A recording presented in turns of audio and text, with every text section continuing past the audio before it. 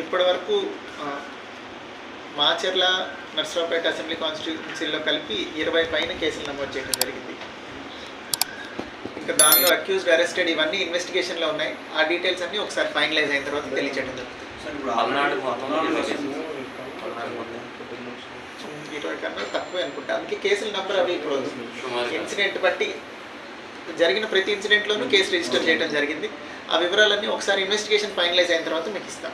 కొంతమంది పోలీస్ సిబ్బంది మీద వచ్చినటువంటి ఆరోపణలు, కొంతమంది సస్పెండ్ అయ్యారు, కొంతమంది చర్యలు ఇప్పటిదాకా అయితే ఇప్పటిదాకా సార్ 144 సెక్షన్కి కర్ఫ్యూ లాగా వ్యవహరిస్తున్నారు సార్.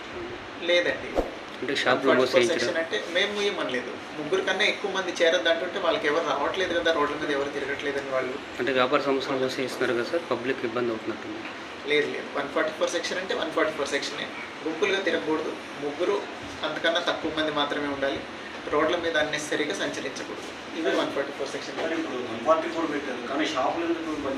అదే అంటున్నారండి, వాళ్ళు మూసేశారు. సత్యంపల్లిలో ఎక్కడ మూసారు? అది షాపులు మూయటం అనేది మా పరిధి కాదండి, దానికి నెసరీ ఆర్డర్ ఎవరు ఇచ్చారో వాళ్ళకి